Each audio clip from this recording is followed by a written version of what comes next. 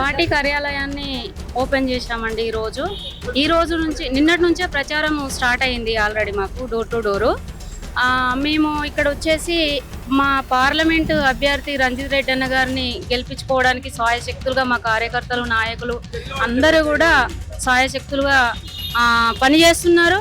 అట్లాగే మేము గెలిపించుకుంటాము. మాకు ప్రజలలో కూడా ఆదరణ ఉంది కాబట్టి ఖచ్చితంగా మేము రంజిత్ రెడ్డి అన్ననే గెలుస్తారు, మేము పార్లమెంటుకు పంపిస్తామనే నమ్మకం మాకుంది. టీఆర్ఎస్ కాంగ్రెస్ అనేది పక్కన పెడితే రాజకీయ నాయకులకు ఉండాల్సింది ప్రజల మీద అవగాహన. ప్రజలకు సంబంధించినటువంటి సమస్యలు ఏమున్నా కూడా ఆ ప్రజలకు సమస్యలు తీరిస్తే పార్టీ బ్రాండ్ అనేది కొట్టుకుపోతుందండి. క్యాండిడేట్ వ్యక్తిత్వం ఇంపార్టెంట్. సో ఆ క్యాండిడేట్ వ్యక్తిత్వాన్ని బట్టే ప్రజలు ఆదరిస్తారు కాబట్టి అదే ఆదరణతోని మా కాంగ్రెస్ పార్టీ ఆలోచించి రంజిత్ రెడ్డి గారికి టికెట్ ఇవ్వడం జరిగింది.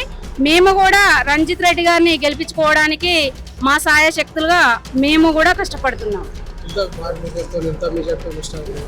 మేము 1,00,000 మెజార్టీ ఆశిస్తున్నామండి. పెరగవచ్చు, ఇంకా అంతకు మించి పెరగవచ్చు. అంటే మాకు ప్రజలలో ఉన్నటువంటి ఆదరణ, మాకు కనిపిస్తున్నటువంటి